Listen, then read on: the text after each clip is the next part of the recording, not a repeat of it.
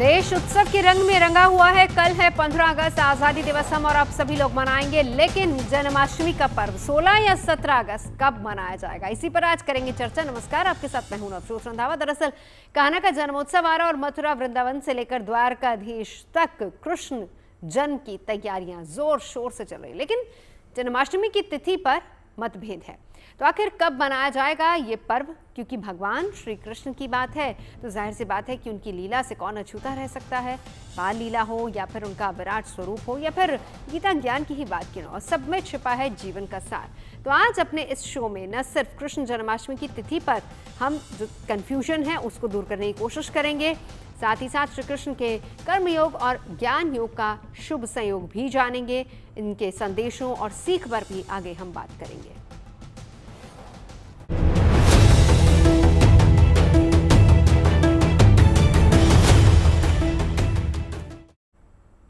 तो चलिए, सबसे पहले सवाल यही कि क्योंकि हर तरफ चर्चा इसी बात को लेकर हो रही है कि आखिर इस बार जन्माष्टमी कब मनाई जाएगी, यानी कि किस दिन मनाई जाएगी जन्माष्टमी। शनिवार को जब 16 तारीख है या फिर रविवार को जब 17 तारीख है। तो दो तारीखें जो है जिनको लेकर कंफ्यूजन बहुत ज़्यादा है। इस बार जन्माष्टमी की तिथि को लेकर थोड़ी उलझन भी है, और ये उलझन इसलिए भी है क्योंकि भगवान श्री कृष्ण का जन्म भाद्रपद कृष्ण अष्टमी तिथि को हुआ था, और भगवान श्री कृष्ण का जन्म वृष लग्न, वृष राशि और रोहिणी नक्षत्र में हुआ था। अष्टमी तिथि 15-16 अगस्त दोनों को पड़ रही है, और इस बार अष्टमी 15 अगस्त को रात्रि में आरंभ हो जाएगी। अष्टमी का समापन 16 अगस्त को रात्रि में हो रहा है, और इस लिहाज से अगर देखा जाए तो श्री कृष्ण जन्मोत्सव 15-16 अगस्त की दरमियानी रात मनाया जा सकता है। और इस मान्यता के मुताबिक श्री कृष्ण जन्मोत्सव की पूजा का समय 16 अगस्त 12:03 से 12:26 तक रह सकता है। हालांकि ज्योतिष के जानकारों की माने तो कोई भी त्योहार उदया तिथि में मनाने की परंपरा है, और इस लिहाज से उदया तिथि में अष्टमी 16 अगस्त को ही पड़ेगी। तो जन्माष्टमी 16 और 17 अगस्त की दरमियानी रात मनाई जा सकती है, क्योंकि जन्माष्टमी का उत्सव रात्रि में ही मनाया जाता है। तो जन्माष्टमी 16 और 17 अगस्त की दरमियानी रात को मनाई जा सकती है, लेकिन इसी कंफ्यूजन को दूर करने की कोशिश आज हम करेंगे।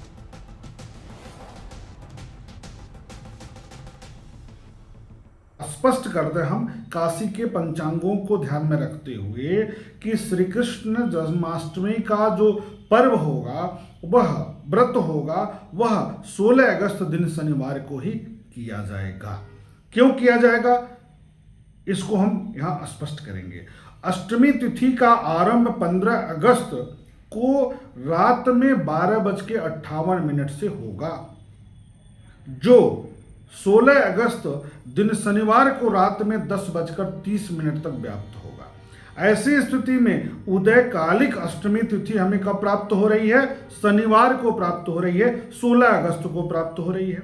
दूसरी तरफ रोहिणी नक्षत्र का संयोग जो है अर्धरात्रि में 15 और 16 की रात को नहीं मिल रहा है, और साथ ही 16 तारीख की रात में भी नहीं मिल रहा है। ऐसे में उदयकालिक मान्यता को ध्यान में रखते हुए अष्टमी तिथि जब उदयकालिक स्थिति में होगी, उसको ध्यान में रखते हुए जो मुख्य पर्व होगा, व्रत किया जाएगा, वह 16 अगस्त दिन शनिवार को किया जाएगा। तो चलिए, हम इसी कंफ्यूजन को सबसे पहले दूर कर देते हैं। तमाम खास मेहमान हमारे साथ जुड़ चुके हैं। कुछ ही देर में बद्रीश्री महाराज हमारे साथ जुड़ेंगे, लेकिन इस वक्त मेरे साथ जुड़ रही हैं वान्या आर्य, एस्ट्रोलॉजर हैं, और साथ ही साथ स्टूडियो में मेरे साथ हैं डॉक्टर नित्या मल्होत्रा। शुरुआत वान्या जी आप ही से, इस बार कंफ्यूजन किस बात को लेकर है? धन्यवाद नवजोत जी, जीएनटी के माध्यम से आप सभी को बद्रीश्री महाराज भी जुड़ चुके हैं हमारे साथ। आने वाले जन्माष्टमी की हार्दिक शुभकामनाएं। दोस्तों, इस बार जो है ये तिथि की जितनी भी कंफ्यूजन आ रही है, देखिए जब भी जन्माष्टमी की तिथि हम निर्धारित करते हैं तो कुछ ना कुछ खास चीजों का हमें ध्यान रखा जाता है। उन खास चीजों में आपका एक तो आपका रोहिणी नक्षत्र आ जाएगा, आपका कृष्ण पक्ष आ जाएगा, कहीं ना कहीं आपकी अष्टमी तिथि जो है, ये सारे पैरामीटर्स जो होते हैं इंपॉर्टेंट होते हैं। लेकिन इस बार जो है हमें रोहिणी नक्षत्र नहीं मिल रहा है। ज्योतिष के अनुसार हम कोई भी त्योहार जो है वो उदया तिथि के अनुसार मनाते हैं। अगर हम 15 अगस्त की बात करते हैं तो 11:49 PM से अष्टमी तिथि मेरी शुरू होगी और वो होगी 16 अगस्त 9:34 PM तक।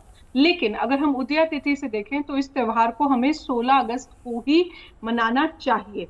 और इसमें भी ये है कि जो निश्चित काल का आपका जो मुहूर्त है, जो 12:05 से 12:47 का ये जो मुहूर्त है, इसमें जो है आपने जो मंदिर जाना है, कुछ लोग व्रत का पारण 16 रात को करेंगे, कुछ 17 को करेंगे। तो ये सारी चीजें जो है मेरे हिसाब से मुझे लगता है कि आपके लिए 16 जो है वो उदया तिथि के अनुसार जो है ये आपकी बेस्ट तिथि है, और आपको इसी को ही ध्यान में रखते हुए, क्योंकि अष्टमी तिथि तो मेरी 16 अगस्त से लेकर 9:34 PM तक ही है, तो कंफ्यूजन की कोई बहुत ज्यादा बात नहीं है, क्योंकि ये जो है अष्टमी तिथि को ही मनाया जाता है। रही बात रोहिणी नक्षत्र की, तो वो इस समय हमें नहीं मिल रहा। तो 4 चीजें होती हैं, भाद्रपद मास, एक मेरा कृष्ण पक्ष, अष्टमी तिथि और रोहिणी नक्षत्र, ये 4 चीजें होनी चाहिए। लेकिन इस बार जो है रोहिणी नक्षत्र तो हमें नहीं मिल रहा, लेकिन और पैरामीटर्स अगर हमारे फुलफिल हो रहे हैं तो कहीं ना कहीं आप इसको 16 को ही मनाइए। जो आपका व्रत है वो आप 16 को ही जो है इस व्रत को आपको रखना है, ठीक है। और 16 रात को जो है वो आप व्रत का उद्यापन करें। कई जगह व्रत का उद्यापन जो होता है, जो सुबह का समय भी होता है, और जो बेस्ट होता है वो निश्चित काल का जो मेरा मुहूर्त है हमारा 16 को 12:05 से 12:47 का, इसी को ही जो है। इसमें भी कई बार क्या होता है कि जैसे अलग अलग संप्रदाय है, अलग अलग पंचांग है जो स्टेट वाइज, जिनका थोड़ा बहुत टाइमिंग का और डेट का बिल्कुल। डिफरेंस आता है, बट एक बेस लाइन जो है वो हमारी उदया तिथि ही रहती है। बिल्कुल उदया तिथि रहती है, और उसमें पंजाब क्योंकि परंपरा, हम लोग वैष्णव परंपरा। जन्माष्टमी हम रात्रि के वक्त इस पर्व को मनाते हैं, तो आप सीधे तौर पर ये कहना चाह रहे हैं कि 16 और 17 की दरमियानी बीच की जो रात है उस दिन इसको मनाया जाएगा। हाँ नितिशा जी, जी, मथुरा में भी इसे 16 को ही मनाएंगे। ठीक है। नितिशा जी, कंफ्यूजन किस बात को लेकर है? जी, तो जो कृष्ण जन्माष्टमी है उसकी सभी को हार्दिक शुभकामनाएं, और जीएनटी के दर्शकों को ये बताते हुए बहुत खुशी हो रही है कि इस साल कृष्ण जन्माष्टमी जो भाद्रपद की अष्टमी तिथि है वो 16 अगस्त को उदया तिथि होने के कारण हम लोग कृष्ण जन्माष्टमी 16 को मना रहे हैं। क्योंकि जो हमारे वेद पुराण है, जो शास्त्र संवत है, वो ये कहते हैं कि जब भी कोई त्यौहार 2 दिन पड़ जाता है तो उसमें उदया तिथि को देखना चाहिए और बढ़ते हुए क्रम में देखना चाहिए।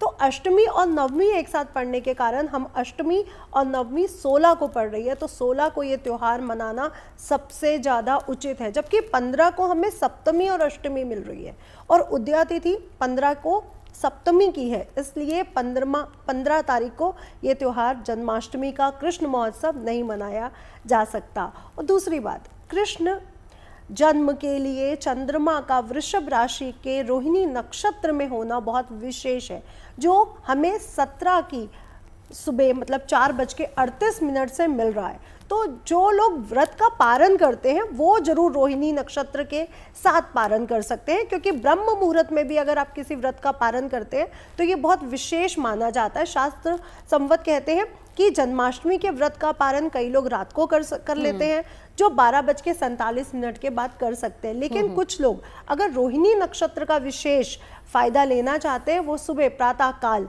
यानी सूर्य उदय के समय अगर पारण करते हैं जन्माष्टमी के व्रत का, तो बहुत शुभ। यानी सीधी सी बात है कि जब अगर हम मनाने की बात करें तो 16 और 17 की दरमियानी रात, और इसके अलावा अगर हम बात करें कि व्रत का अगर आपको पारण करना तो 16 को आप पूरा दिन व्रत रह सकते हैं और 17 को फिर आप सुबह पारण कर सकते हैं, जिससे हमें रोहिणी नक्षत्र की विशेषता भी मिल जाएगी। ठीक है, हमारे साथ डॉक्टर नितिशा तो जुड़ी हैं, बद्री जी महाराज भी जुड़ चुके हैं, और साथ ही साथ देवी निधि भी हमारे साथ जुड़ चुकी है। बद्री जी, आपके पास आना चाहूंगी, कैसी रौनक है वहां पर इस बार कृष्ण जन्माष्टमी को लेकर, और आप लोग कब मना रहे हैं पर्व? हम लोग 16 तारीख को ही मना रहे हैं जी। हमारे पूरे ब्रज वृंदावन में प्रत्येक मंदिर में अत्यंत उल्लास है, क्योंकि हमारे सभी के हृदय हमारी राधा रानी के प्रियतम और सभी विश्व के जितने भी जीवात्मा हैं उनके हृदय में आत्मा के रूप में विराजमान भगवान श्री कृष्ण का पुण्य पावन पर्व है। और इस पर्व पर इतना उल्लास, इतना उत्साह हर घर में है कि पहले से कुछ अधिक लोग बाग तैयारियों में लगे हुए हैं। और हमारे यहाँ यह पर्व रंगजी मंदिर में अपनी अलग परंपरा से मनाया जाता है, बांके बिहारी में अलग और श्री कृष्ण जन्मभूमि में अलग।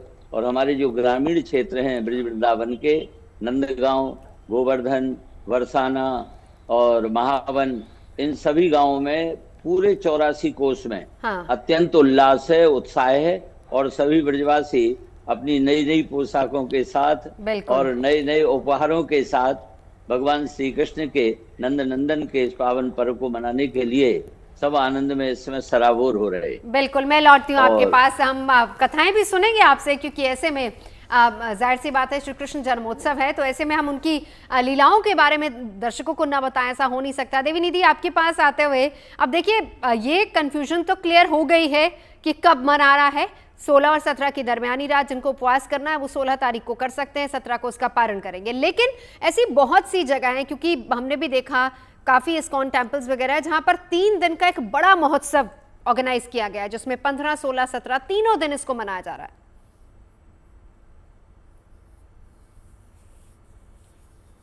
निधि सारस्वत,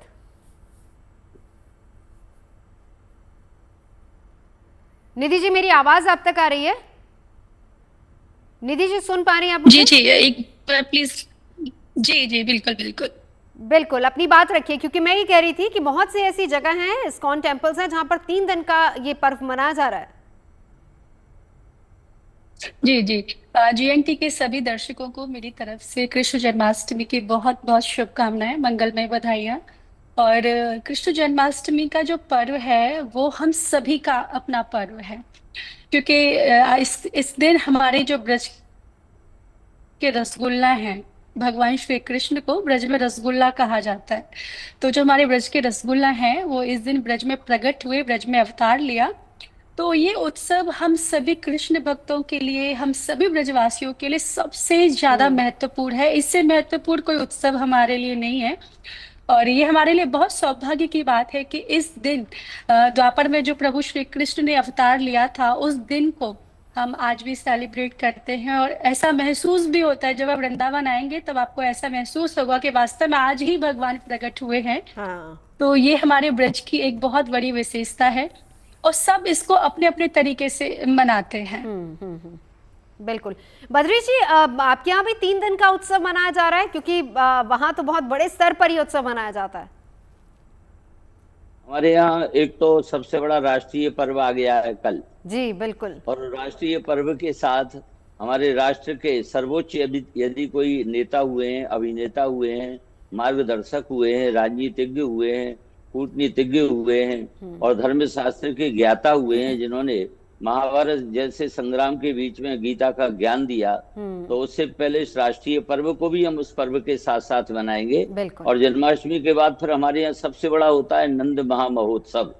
उसमें दधी कांदो होता है, जगह जगह दूध और दही की खींच मच जाती है हर मंदिर में, और इतने वस्त्र, इतने खिलौने, इतने उपहार, इतनी मिठाई लुटाई जाती है कि लोग, भक्त लोग ये भूल जाते हैं कि वो अपने गांव में, अपने नगर में, अपने घर में, लगता है नंदगाम में, और नंद बाबा के नंद महामहोत्सव में नंद बाबा और यशोदा जी के सानिध्य में ब्रजवासियों के बीच में वो भी ब्रजवासी होकर के उस आनंद में सराबोर हो जाते हैं, डूब जाते हैं। तो ये 3 दिन का जो पावन महामहोत्सव है, ये तीनों लोगों को जागृत करने वाला, पवित्र करने वाला, और तीनों कालों में सदा सर्वदा भगवान श्री कृष्ण हृदय में विराजमान रहे। और इस प्रकार से हमारी जो दैहिक, दैविक और भौतिक जितनी भी कष्ट की जो स्थितियां हैं, उनसे निवृत्ति हमको इस आनंद में सब कुछ भुला करके डुबा देती है और भगवान से मिला देती है। बिल्कुल बिल्कुल। चलिए, तो जन्माष्टमी यानी कि भगवान श्री कृष्ण के जन्मोत्सव का त्योहार हमें उनकी शिक्षाओं को याद करने का मौका भी देता है, क्योंकि श्री कृष्ण योगीराज कहे जाते हैं और मनुष्यता से के सबसे बड़े मार्गदर्शक भी माने जाते हैं।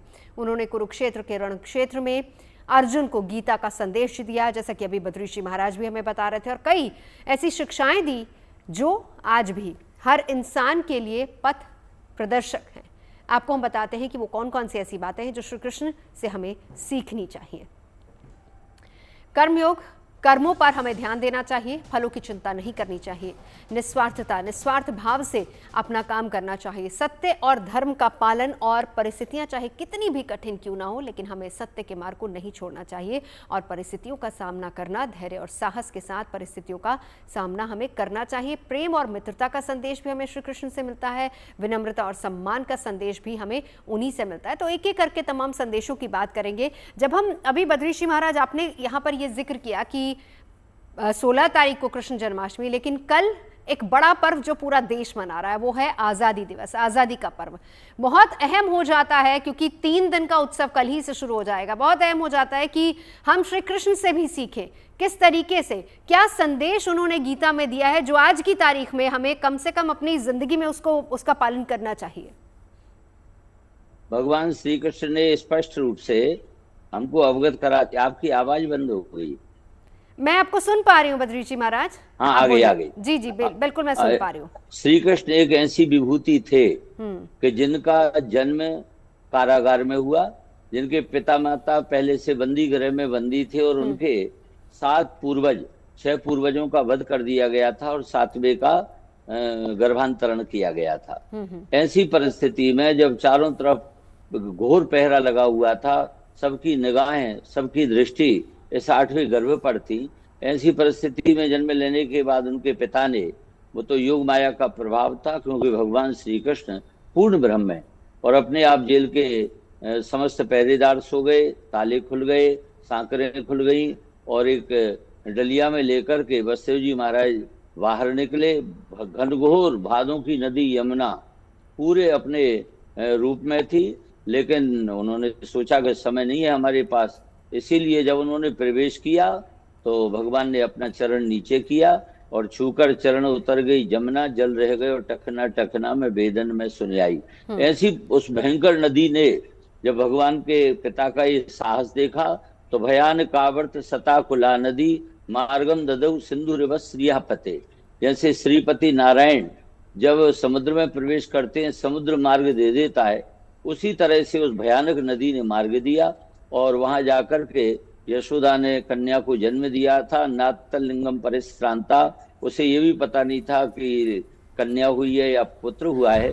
इन्होंने जाकर के उस कन्या के पास में अपने पुत्र को लिटाया है, कन्या को लेकर के आए हैं और आते ही कारागृह बंद हो गया है। कन्या के रुदन की आवाज सुनकर कंस आया है और उसने रोती बिलखती अपनी बहन की गोद से उस बालिका को लेकर मारना चाहा, लेकिन अष्टभुजी देवी के रूप में वो आज भी हमारे विंध्यवासिनी के रूप में विराजमान है और कह गई तेरे मारने वाले ने जन्म ले लिया है। इस परिस्थिति में जिन भगवान श्री कृष्ण का जो चोरी चोरी और ग्वाल वालों के पास भेज दिए गए, फिर वो ग्वाले के रूप में उन्होंने गौ सेवक के रूप में अपने आप को प्रस्तुत किया और गौ सेवा के प्रभाव से, गायों के आशीर्वाद से, ब्रजवासियों के प्रति जो उनका प्रेम था, अनुराग था, उसके प्रभाव से ब्रजवासी जो उन पर विश्वास करते थे उनको निहत्ते किस प्रकार से युद्ध लड़ा जा सकता है, युद्ध का प्रशिक्षण दिया। जो हमारे यहाँ होली की लीला होती है लठामार, महिलाओं को तक प्रशिक्षित किया और उस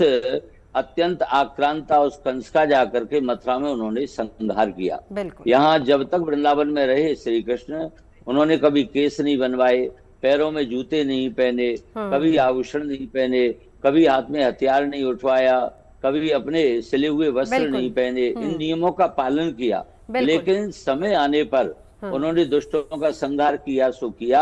जब महाभारत संग्राम रोकने पर भी नहीं रुका तो उसके बीच में जो खड़े होकर उन्होंने गीता का ज्ञान दिया, वो अपने आप में ऐसा अद्भुत विज्ञान है कि आज विश्व में इतनी किसी भी किताब की भाषाएं अनुदित नहीं हुई हैं और इतना किसी ने भी प्रभावित किसी को नहीं किया है जो समस्त राष्ट्रों ने और धर्मों ने गीता को सम्मान दिया है। गीता पर भी आगे चर्चा करेंगे महाराज जी। हमारे साथ वान्या जी मौजूद है। वान्या जी, हम अगर आज के परिप्रेक्ष्य में देखें तो कैसे कौन कौन सी ऐसी बातें हैं जिनको हम श्री कृष्ण से सीख सकते हैं? बहुत सुंदर प्रश्न आपने किया है। तो नवजोत जी, श्री कृष्ण ने हमें जीवन में बहुत कुछ सिखाया है। श्री कृष्ण ने हमें सिखाया कि हमें कैसे शब्दों का चयन करना चाहिए।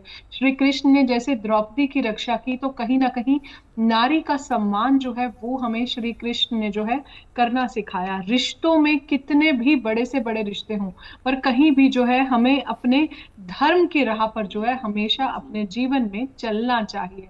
आपके आसपास जो भी स्त्रियां हों उनकी जीवन में रक्षा करनी चाहिए। श्री कृष्ण ने हमें ये भी सिखाया कि जो केवल 3 ही शास्त्रों से जो है हमें किसी भी युद्ध में जो है सफलता प्राप्त होती है, और वो है धर्म, वो है धैर्य और वो है हमारे जीवन में साहस। श्री कृष्ण कहते हैं कर्म करता चल पर फल की इच्छा जो है अपने जीवन में मत कर। दूसरी बात श्री कृष्ण कहते हैं कि सरेंडर एवरीथिंग टू गॉड, मतलब कि हम अपने जीवन में बस अपने कर्म करते जाएं और आगे बढ़ते जाएं। फल की इच्छा हमें नहीं करनी है, अपने कर्तव्यों का जो है पालन करना है। जब हम अपने आप कर्म करेंगे, कर्म को हमेशा जो है प्राथमिक प्रधानता जो है वो श्री कृष्ण ने दी है, बाकी सब ईश्वर देख लेगा। और श्री कृष्ण ये भी कहते हैं कि जो हमारी जर्नी है, जो हमारी राह है, जो हमारी डेस्टिनेशन है, उस पर जब हम चलते हैं तो हमें एक एंजॉय करके जो है उसको आगे बढ़ना चाहिए, अपने कर्तव्यों का नियम का पालन करना चाहिए, अपने फोकस से हमें जो है डिस्ट्रैक्ट नहीं होना। हर चीज जो है ईश्वर को जो है जो आप समर्पण कर दो। श्री कृष्ण ये भी कहते हैं कि जब भी हम अपने जीवन में कोई भी डिसीजन लेते हैं उस टाइम पर हमारा जो मन है, मस्तिष्क है, वो एकदम से कूल होना चाहिए, काम होना चाहिए, कोई भी स्ट्रेस फ्री, टेंशन फ्री होना चाहिए। तभी हम जो है अपने डिसीजंस को बहुत अच्छे से ले पाते हैं। उन्होंने कर्म योग के बारे में लिखा, उन्होंने ज्ञान के बारे में लिखा, ज्ञान योग कर्म योग दोनों के बारे में उन्होंने बताया। हर पल उन्होंने यही कहा कि जो भी आपकी रिस्पॉन्सिबिलिटीज है, जो ड्यूटीज है, वो सबसे पहले है, बाद में सब कुछ है। तो अपने उनका नटखट रूप, और एक बात उन्होंने बस और बोलूंगी मैं आखिरी, कि अपना इनर चाइल्ड को अपने जीवन में कभी भी आप किल मत करो। जो आपको जीवन में, जैसे उनकी जो नटखट लीलाएं हैं, तो वो ये कहते हैं कि आपको हर चीज को बहुत ज्यादा बर्डन समझ के नहीं करना, रादर देन आप उसे हंसी खुशी खेलते कूदते उस चीज को आप अपने जीवन में करो। और प्रेम, सब जगह आप प्रेम को जो है हर चीज प्रेम पर, ईश्वर पर समर्पण करो। लाइफ को बैलेंस किस तरीके से रखना है वो हम श्री कृष्ण से सीख सकते हैं। तो ऐसे बहुत सारे भक्त हैं श्री कृष्ण के, लेकिन सवाल यहाँ पर यह है कि श्री कृष्ण के भक्त होने का अर्थ क्या है, क्या मतलब है। दरअसल जो श्री कृष्ण की भक्ति में लीन होते हैं, उन्हें अपना आराध्य मानते हैं, वो उनकी पूजा करते हैं, उनकी शिक्षाओं, उनकी लीलाओं पर भरोसा करते हैं, विश्वास करते हैं, उनके आदर्शों का पालन हमेशा करते हैं, उनकी सेवा में अपना पूरा जीवन बिता देते हैं, वो होते हैं कृष्ण भक्त। लेकिन कृष्ण भक्त अलग अलग रूप में होते हैं।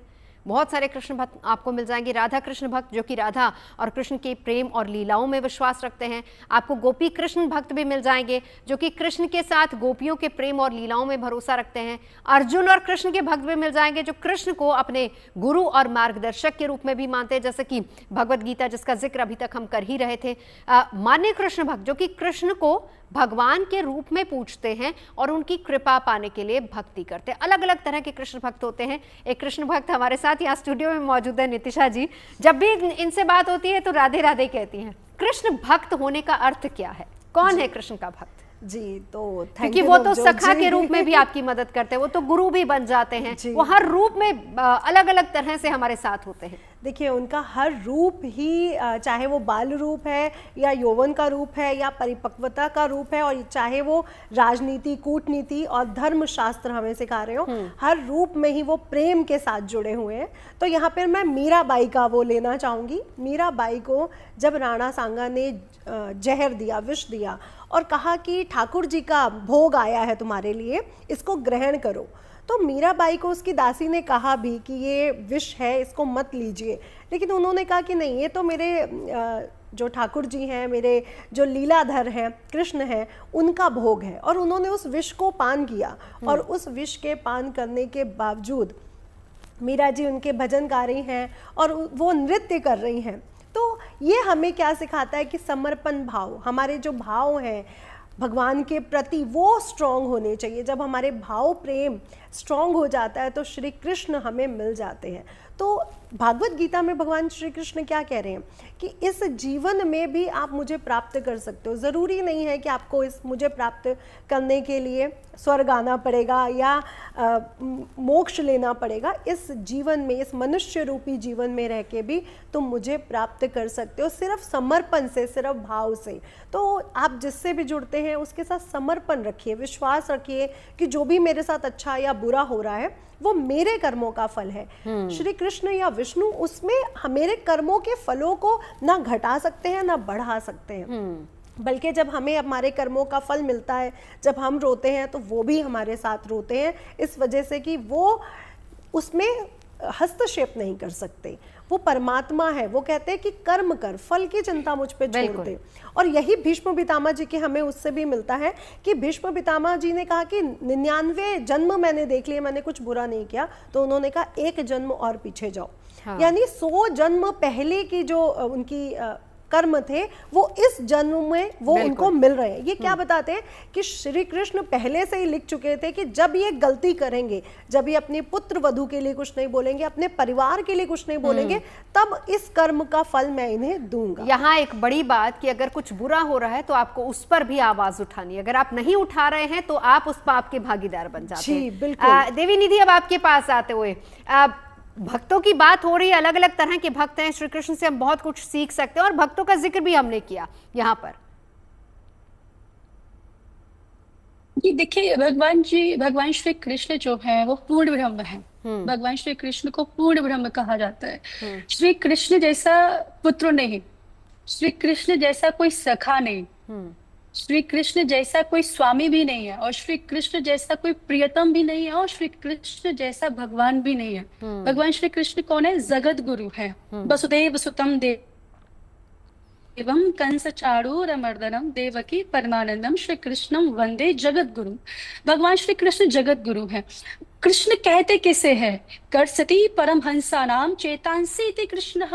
जो बड़े बड़े परमहंसों को भी अपने सम्मोहन से आकर्षित कर ले, वो श्री कृष्ण है। देखिए, भीड़ देखकर कौरवों की तरफ खड़े हो जाना कोई बहुत बड़ी बात नहीं है। भीड़ देखकर कौरवों की तरफ खड़ा हो जाना कोई बहुत बड़ा विषय नहीं है, लेकिन सत्य का साथ देने के लिए श्री कृष्ण जैसा हृदय चाहिए।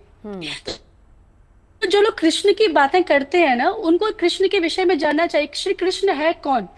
सुदर्शन जैसा चक्र हाथ में है, फिर भी शिशुपाल से 99 गालियां खा रहे, वो श्री कृष्ण है जिसके अंदर इतना धैर्य है कि एक शिशुपाल जैसा व्यक्ति उनको गालियां दे रहा है। हम लोग सुन लेंगे क्या गाली? भगवान ने बोला कि समय से पहले सब्र नहीं खोना है जी। हाँ, सुदर्शन जैसा चक्र भगवान के हाथ में, लेकिन फिर भी किसी की गाली खा रहे हैं तो उसका नाम श्री कृष्ण है। द्वारका जैसा वैभव होने के बाद भी सुदामा जी जैसे मित्र हैं उनके, तो वो श्री कृष्ण है। क्योंकि श्री कृष्ण जैसा मित्र भी आप किसी को नहीं पा सकते। भगवान हर एक, जितने भी भगवान ने रोल प्ले किए हैं ना, वो बहुत ही पूर्णता के साथ किए हैं। चाहे मित्रता का रोल हो, चाहे पुत्र बनने का हो, चाहे प्रियतम बनने का हो, चाहे स्वामी बनने का हो, चाहे सखा बनने का हो। तो हमारे जो भगवान श्री कृष्ण है वो एकदम परिपूर्ण ब्रह्म है। और उनका भक्तों के प्रति जो प्रेम है उसके विषय में क्या कहें? बिल्कुल। 16 या 17 कब है जन्माष्टमी की तिथि, जिसको लेकर हमने कंफ्यूजन क्लियर की। सबसे बड़ी बात कि व्रत अगर आप कर रहे हैं तो आपको 16 तारीख को करना है, और 16 और 17 की दरमियानी रात को आप जन्माष्टमी के इस पर्व को मना सकते हैं। तमाम खास मेहमान हमारे साथ लगातार जुड़े हुए हैं। मैं बद्री जी महाराज आपके पास आना चाहूंगी। मैंने यहाँ पर जिक्र किया अलग अलग तरह के कृष्ण भक्त होते हैं, जो कई राधा कृष्ण को मानते हैं, कोई सखा के रूप में उनकी भक्ति करते हैं, कोई गुरु के रूप में उनको मानते हैं, अलग अलग तरह से। बड़ी बात यह है कि आप उनको किस रूप में देखते हैं। क्या कुछ हम श्री कृष्ण से सीख सकते हैं? कितने तरह के भक्त आपने देखे हैं? हमारे यहाँ सबसे बड़ा, यदि कोई भगवान का स्वरूप है, वो प्रेम। प्रेम हरि को रूप है, त्यों हरि प्रेम स्वरूप। एक होए द्वे में लसे, ज्यों सूरज और धूप। भगवान ही प्रेम है और प्रेम ही भगवान है। हमारे यहाँ जितनी भी लीलाएं हुई, एक से एक बढ़कर लीलाएं हुई। यहाँ तक कि एक भक्त ने भगवान को बांध दिया, जो है उखल बंधन लीला। केवल उन्होंने गलती क्या की थी कि माँ ने उनको गोद से उतार दिया दूध पीते पीते। क्यों? कि उनके प्रिय जो दूध है वो उफान लेकर के और नीचे उसमें अग्नि में गिरने वाला था। दासी ने आवाज दी तो मैया ने बड़े जल्दी कृष्ण से ज्यादा कृष्ण की सेवा मानते हुए, इसको कहते हैं प्रेम। कृष्ण के सामने सेवा दिखाना प्रदर्शन हुआ, लेकिन कृष्ण को नीचे उतारा गोद से दूध पीते हुए, और वो दूध जिससे कृष्ण की पुष्टि होनी थी, सेवा होनी थी, उसको उतारने चली गई। बस कृष्ण उस प्रेम के भूखे थे जो माँ के हृदय के भीतर भरा हुआ समुद्र था, जो स्तनों में होकर चला और जिसको अब वो पान कर रहे थे। और उससे जब वंचित माँ ने कर दिया तो उनको गुस्सा आया। उन्होंने सोचा मेरे और माँ के बीच में दूध दही बीच में कैसे आ गया। तो उन्होंने जो दही की मथानी जिसको मथ रही थी, नीचे लगा हुआ लोड़ा उठाया, उसके ऊपर पटक कर तो फोड़ दिया, सबरा दही बगर गया। दूसरे छोर पर चले गए और वहां एक कमोरी टंगी हुई थी, छीके पर उखल लगा कर चढ़ गए, निकाल निकाल कर फेंकने लग गए, बंदर खाने लग गए। माँ आई, बोले बड़ी गुस्सा आई लाला को, भाई मैं मथानी तोड़ के चला गया। हाँ। तो फिर उन्होंने देखा कि वो दूसरी गलती और कर रहा है कि माखन निकाल कर बंदरों को खवा रहा है। तो एक छड़ी लेकर के माँ आज सोचा कि मेरे ददिया सास के जमाने की मथानी इसने तोड़ी है, इसलिए मैं दंडित जरूर करूंगी। छड़ी लेकर चली और माँ को छड़ी लेकर आते हुए उनके रौद्र रूप को देखकर कृष्ण उखल से कूद के भागे। अब मैं आपको ये बता रहा हूँ कैसा प्रेम है हमारा ब्रजवासियों का कृष्ण का हमारे प्रति, भक्तों के प्रति। भगवान आगे आगे, मैया पीछे पीछे, पसीना पसीना हो गई। अंत में मनसुखा मिला, मनसुखा से कहा लाला रे, या लाला आज पकड़ के दे दे। बोले क्यों? बोले आज यानी मेरी ददिया सास के जमाने की मठानी तोड़ दी गई। मनसुखा बोलो मैयारी तेने कभी मुझे भरपेट माखन खवायो का, मैं क्यों पकड़ के लाऊं? तो मैया बोली अच्छा ये चतुर आए, मन में सोची अच्छा तो भरपेट माखन खवाऊंगी आज, तू पकड़ के लाए दे। और जाए के लाला को पकड़ लियो। तो कन्हैया बोले क्यों भाई मनसुखा क्यों पकड़ो इतने मुँह को? बोले मैं तो मैया के हाथ में दूंगा, आज मुझे भरपेट माखन खवावेगी। ओ ठीक है बेटा, आज तो को कम से कम और भरपेट माखन मिल जाएगा। मुझे मैया जा एक आध छड़ी मारेगी, एक आध थप्पड़ मारेगी, फांसी पे चढ़ावेगी ना है, पर तो को भरपेट माखन मिल जाएगा, पर मेरी तेरी अब राम राम। सोई मनसुखा डरप गयो और मैंने झट कन्हैया की पकड़ ढीली कर दी नहीं और कन्हैया छूट के भाज गयो। मैया बोली क्यों रे लाला क्यों छोड़ दियो तने कन्हैया? मैया मैं कहा करूं, तने इतना माखन बागू खवायो, शरीर बाको इतना चीकनो हो गयो, सटक गयो। तो मैया समझ गई इनकी मिली भगत है। फिर मैया ने दौड़ लगाई, मैया थक गई। मैया बोली लाला मेरे हाथ में आ जा। बोले नहीं आऊंगो। नहीं आवेगो? बोले नहीं आऊंगो। बोले तोकू सतयुग के भक्तन की सौगंध है। कन्हैया ने विचार किया, सतयुग में तो भक्तन की भीड़ और ढेर लगो रेगो भीड़ बनी रहेगी, या लिए उनने सतयुग के भक्तन की सौगंध नहीं मानी, फिर भगवे लग गए। फिर मैया ने कहा दौड़ी, बोले लाला रे हाथ में नहीं आवेगो? बोले नहीं आऊंगो। बोले तो कुछ द्वापर के भक्तन की सौगंध है, परंतु त्रेता के भक्तन की सौगंध है। परंतु कन्हैया ने विचार किया कि सतयुग में भी बहुत तेरे भक्त होंगे और त्रेता में भी कोई भक्तन की कमी ना रहेगी। और या लिए फिर कन्हैया हाथ में नहीं आए, फिर भज चले। फिर मैया ने द्वापर के भक्तन की सौगंध चढ़ाई। मैया ने विचार किया, बोले द्वापर में भी काम चल जाएगा भक्तन को, या लिए फिर भग लिए। फिर मैया बोली लाला रे नहीं आवेगो हाथ में? मैया नहीं आऊंगो। अच्छा। बोले तो को कलयुग के भक्तन की सौगंध है। तब कलयुग के भक्तन को मान बढ़ावे के लिए भगवान ने विचार किया, कलयुग में भक्त तो होंगे रंधाबाजी, लेकिन कैसे भक्त होंगे? बोले कोई पत्नी भक्त होगो, कोई धन को भक्त होगो, कोई व्यापार को भक्त होगो, मेरो भक्त कोई कलयुग में है जाए। या लिए कलयुग के भक्तन को मान बढ़ावे के लिए भगवान हाथ में आए। और मैया ने फिर वो रस्सी से बांधे तो बार बार 2 अंगुल रस्सी छोटी होती चली गई, क्योंकि भगवान केवल भक्ति के बंधन में आने वाले हैं, प्रेम के बंधन में आने वाले हैं।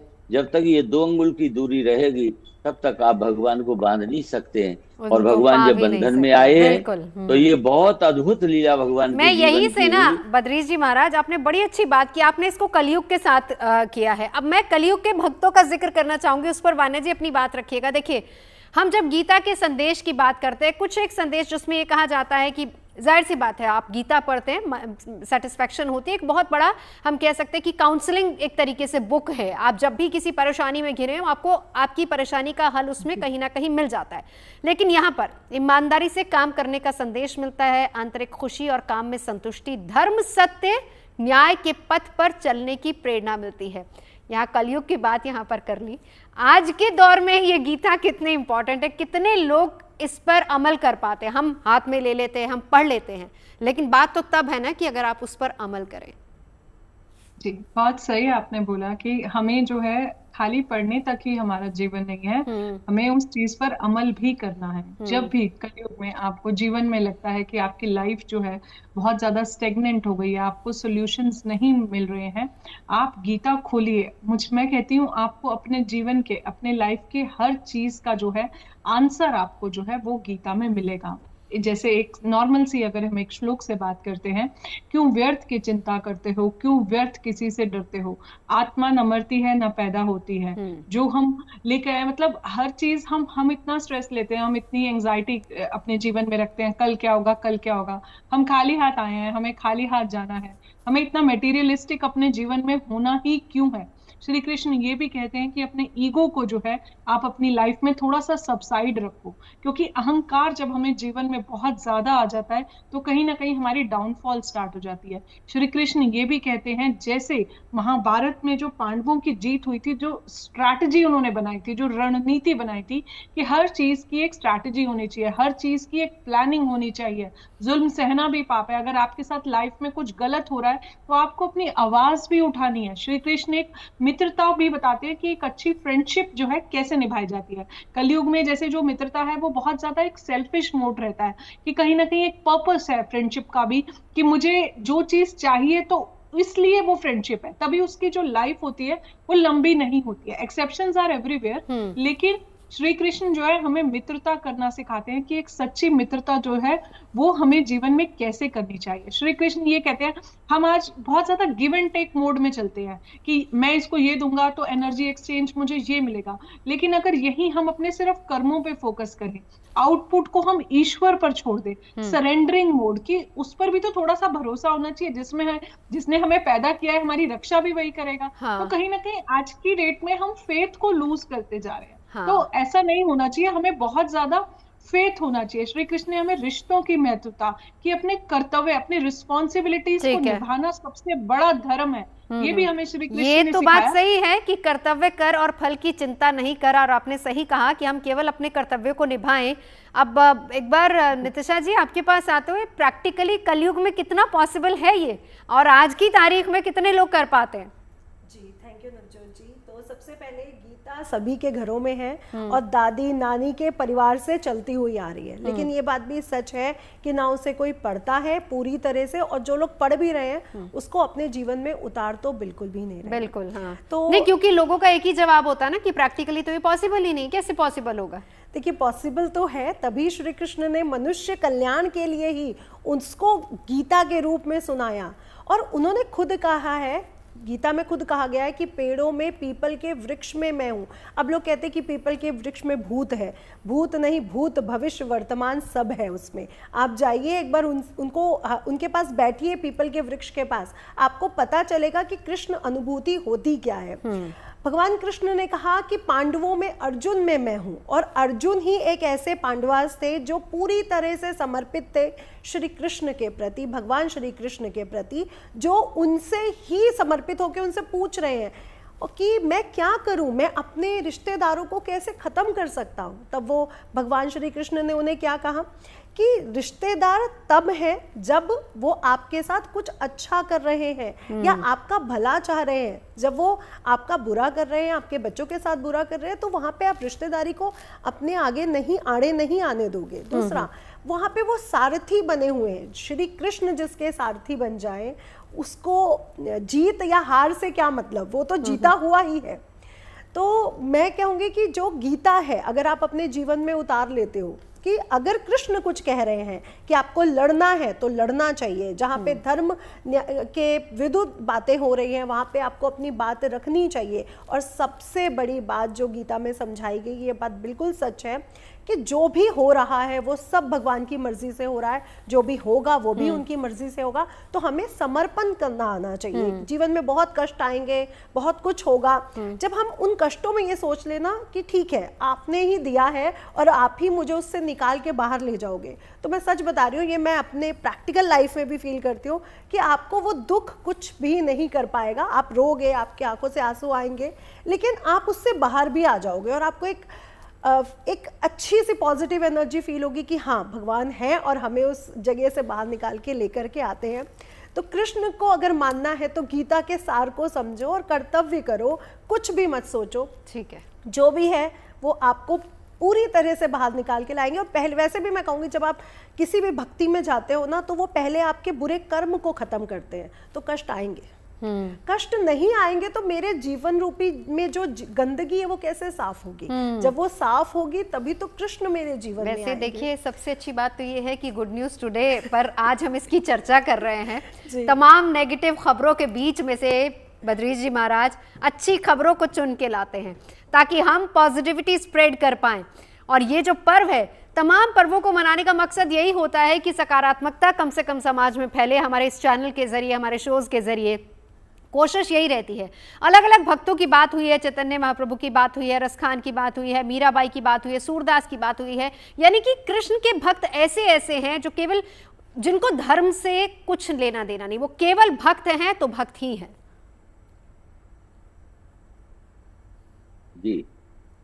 जी बद्रीश जी महाराज, तो ऐसे में, हाँ जी, बिल्कुल, तो ऐसे में कलयुग में श्री कृष्ण की भक्ति या उनका भक्त होना या उनकी शिक्षाओं पर चलना प्रैक्टिकली कितना पॉसिबल है? और लोग तो यही कहते हैं कि हमें मिलेगा क्या? भगवान श्री कृष्ण ने जो अवतार लिया कलयुग की पूर्व वेला में लिया। कलयुग प्रारंभ हो रहा था जब से श्री कृष्ण ने इस धराधाम को छोड़ा। तद्दनाथ कलिरायाता सर्व साधन बाधका। जब से भगवान धराधाम छोड़कर गोलोक धाम गए तब से कलयुग का प्रारंभ हुआ। तो कलयुग में भगवान श्री कृष्ण रहे, इसका मतलब यह है कि वो कलयुग के लिए ही अवतार था विशेष रूप से, क्योंकि कलयुग में अनेक पापात्मा, दुरात्मा, विधर्मी, अधर्मी और संसार के हमारे जितने भी सकारात्मक प्रयोग हैं उनका विरोध करने वाले अधिकांश होंगे। कलयुग का यह जो दुष्प्रभाव है ये कम हो, इसको दूर करने के लिए ही भगवान ने स्वयं अवतार लिया था। और विशेष करके कलयुग के लिए भगवान उपादेय, भगवान श्री कृष्ण का जो कृष्णावतार है वो परित्राणाय साधूनाम विनाशाय च दुष्कृताम धर्म संस्थापनार्थाय संभवामि युगे युगे।